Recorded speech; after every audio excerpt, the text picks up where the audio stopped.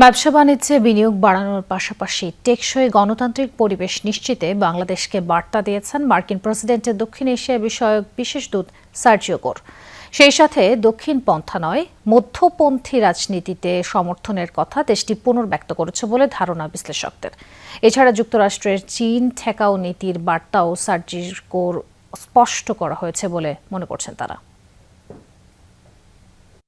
প্রধানমন্ত্রী তারেক রহমানের সাথে সাক্ষাতের মধ্য দিয়ে ৩ দিনের বাংলাদেশ মিশন শেষ করেছেন প্রেসিডেন্ট ডোনাল্ড ট্রাম্পের বিশেষ দূত সার্জিও গোর। এ আলোচনায় প্রাধান্য পেয়েছে বাংলাদেশে বিনিয়োগ বাড়ানোর পাশাপাশি দ্বিপাক্ষিক সম্পর্ক আরও জোরদার করার বিষয়টি। Just next week we're going to have a delegation visiting of US companies. আবার মার্কিন নাগরিকদের জন্য বাংলাদেশ ভ্রমণের সতর্কবার্তার উন্নয়ন ইতিবাচক বার্তা।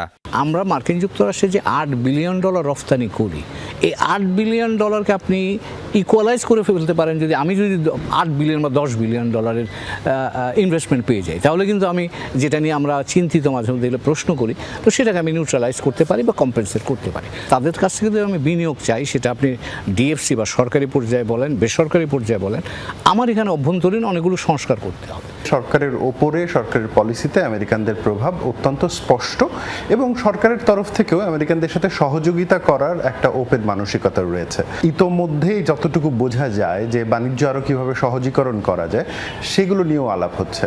আর ঢাকা ওয়াশিংটন বাণিজ্য চুক্তি বাস্তবায়নের সাথে সাথে এ অঞ্চলে যুক্তরাষ্ট্রের চীন ঠেকাও নীতির বার্তাও সার্জিও গোর স্পষ্ট করেছেন বলে ধারণা বিশ্লেষকদের। সাম্প্রতিককালে চীনের সাথে আমাদের যোগাযোগ এবং চীনের যে ইকোনমিক করিডোরের প্রস্তাব, এটাও কিন্তু তাদের জন্য একটা চিন্তার কারণ, এবং সেটা আমরা আমাদের অ্যাডভান্টেজ বা আমাদের নিজেদের প্রয়োজন এটা কাজে লাগাতে পারি। কারণ চীনারা বাংলাদেশে এসে বাংলাদেশ চীনের সাথে ঘনিষ্ঠ হোক অর্থনৈতিকভাবে, এখন ভূরাজনৈতিক প্রেক্ষাপটে মার্কিন যুক্তরাষ্ট্র এই ব্যাপারটাতে স্বাচ্ছন্দ্য বোধ করে না বলেই অনেকে মনে করে। যখন একটা দেশ প্রোঅ্যাক্টিভ ফরেন পলিসি গ্রহণ করে, তখন সেই প্রোঅ্যাক্টিভ ফরেন পলিসি কি চায়না লিনিং হচ্ছে নাকি এক্সিস্টিং যে ইউএস লিনিং ব্যাপারটা রয়েছে সেটা অব্যাহত থাকছে, সেটা নিয়ে তো একটা আলাপের জায়গা থাকতেই পারে। ব্যবসা আর বিনিয়োগের স্বার্থেই বাংলাদেশে যাতে অস্থিরতা না থাকে, সেই বার্তাও হয়তো ছিল ট্রাম্পের বিশেষ দূতের। বাংলাদেশ যেহেতু একটা ডেমোক্রেটিক ট্রানজিশনের মধ্য দিয়ে যাচ্ছে, এই ট্রানজিশনটাকে যদি টেকসই করতে হয়, তাহলে এখানে একটা রিকনসিলিয়েশন তারা চায়, এবং এখানে একটা দক্ষিণপন্থী উত্থান হচ্ছে, যেটা নিয়েও কিন্তু আন্তর্জাতিক পর্যায়ে আলাপ আলোচনা আছে, যেটাকে তারা একটু শঙ্কার চোখে দেখছে। মধ্যপন্থী রাজনৈতিক রিকনসিলিয়েশনকে তারা সমর্থন করবে, এই বার্তাটা তো আমার মনে হয় থাকতেই পারে।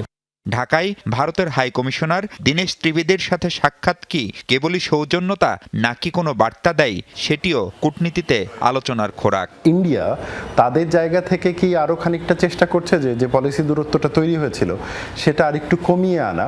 অন্যদিকে আমেরিকাও তাদেরকে একটা স্পেস দিচ্ছে কি না, যে ঠিক আছে যেটা আগে হওয়ার হয়েছে, এখন নতুনভাবে কাজ করার কোনো সুযোগ আছে কিনা। ভারতের আগ্রহটা হচ্ছে তার সম্পর্ক স্বাভাবিক করা, মার্কিন যুক্তরাষ্ট্রের আগ্রহের জায়গাটা হচ্ছে যে এখানে যাতে চীনের প্রভাব বিস্তৃত না হয়। কাজেই প্রেক্ষাপট দুটো ভিন্ন, কিন্তু বাংলাদেশের ব্যাপারে তাদের একটা কমন আগ্রহের জায়গা আছে। সবার আগে বাংলাদেশ, ক্ষমতাসীন বিএনপির এই স্লোগান বাস্তবায়নের উপর জোর দিচ্ছেন বিশ্লেষকরা। মাহফুজ মিশু, যমুনা নিউজ, ঢাকা।